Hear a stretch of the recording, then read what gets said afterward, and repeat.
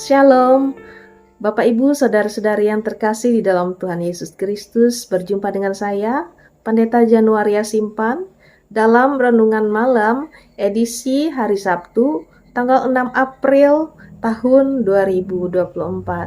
Dan bagian firman Tuhan bagi kita pada saat ini terdapat di dalam Kitab Perjanjian Lama, yaitu Daniel pasal 2 ayat 24 hingga ayat yang ke-49.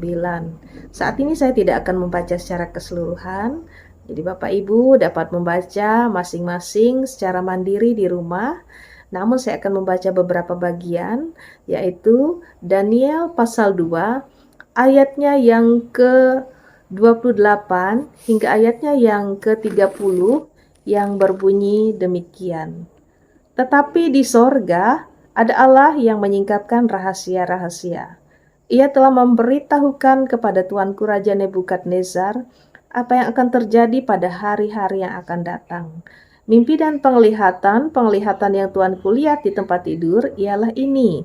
Sedang Tuanku ada di tempat tidur, ya Tuanku Raja, timbul pada Tuanku pikiran-pikiran tentang apa yang akan terjadi di kemudian hari.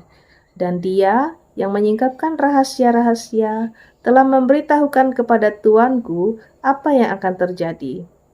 Adapun kepadaku telah disingkapkan rahasia itu, bukan karena hikmat yang mungkin ada padaku melebihi hikmat semua orang yang hidup, tetapi supaya maknanya diberitahukan kepada Tuanku Raja, dan supaya Tuanku mengenal pikiran-pikiran Tuanku.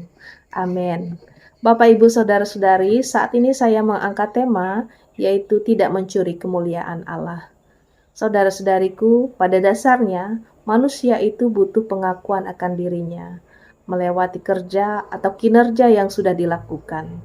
Jika keberadaannya tidak diakui, maka yang terjadi seringkali ia akan merasa terhina atau tersinggung. Dengan kata lain, sedemikian pentingnya sebuah pengakuan orang lain terhadap diri atau kelompok, baik itu melewati pujian ataupun melewati penghargaan. Berbeda halnya dengan Daniel dalam firman Tuhan hari ini, di mana Daniel tidak ingin menerima pujian pribadi ketika ia mampu menjelaskan isi serta makna dari mimpi Raja Nebukadnezar. Di sini, Daniel dengan rendah hati, dengan jujur dan berterus terang mengatakan bahwa semuanya itu dapat ia lakukan bukan karena hikmat yang ada padanya, melainkan semata-mata karena Allah di sorgalah yang telah menyingkapkan kepadanya. Sehingga pada akhirnya apa yang terjadi, Bapak Ibu? Nebukadnezar mengenal Allah Daniel dan mengakui Allahnya Daniel. Kita lihat dalam Daniel pasal 2 ayat 47, di mana di situ Nebukadnezar berkata, "Sesungguhnya Allahmu itu Allah yang mengatasi segala Allah, yang berkuasa atas segala raja, yang menyingkapkan rahasia-rahasia, sebab engkau telah dapat menyingkapkan rahasia itu." Luar biasa, melewati Daniel, Nebukadnezar mengenal dan mengakui Allahnya Daniel. Allah Daniel yang mengatasi segala Allah, yang berkuasa atas segala raja. Bapak, Ibu, Saudara-saudari, pertanyaannya adalah bagaimana dengan kita? Bukankah setiap pekerjaan kita seringkali melewati itu kita mencari penghargaan atau bahkan pujian dari orang lain. Bahkan ada beberapa orang yang mencari penghargaan atau pujian dengan berbagai cara. Misalnya, melewati pelayanan dalam komunitas gereja. Memang godaan ini dapat muncul dalam keseharian kita. Bahkan secara tidak sadar kita pun dapat melakukannya dengan alasan-alasan yang baik, bahkan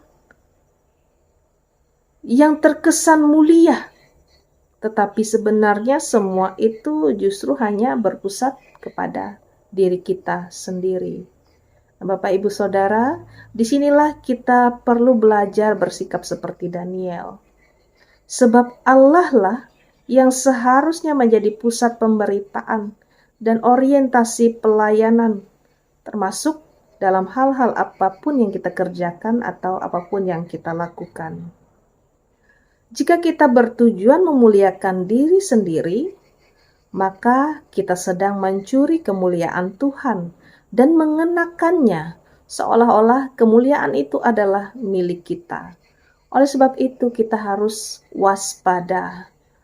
Kiranya kita dapat mewartakan tentang Allah dan berkat penyertaannya dalam kehidupan kita sehari-hari, melewati karya dan kerja kita.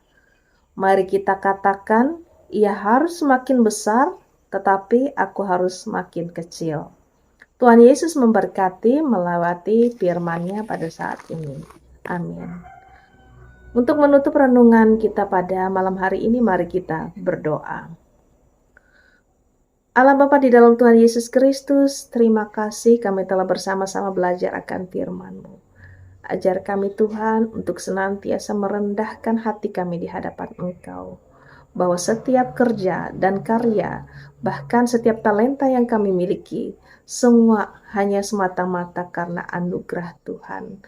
Melewati karya dan kerja kami boleh memuliakan Tuhan dan menjadi kesaksian bagi sesama kami. Terima kasih Bapa, kami berdoa dan mengucap syukur di dalam nama Yesus Kristus, Tuhan dan Juru Selamat kami. Amin.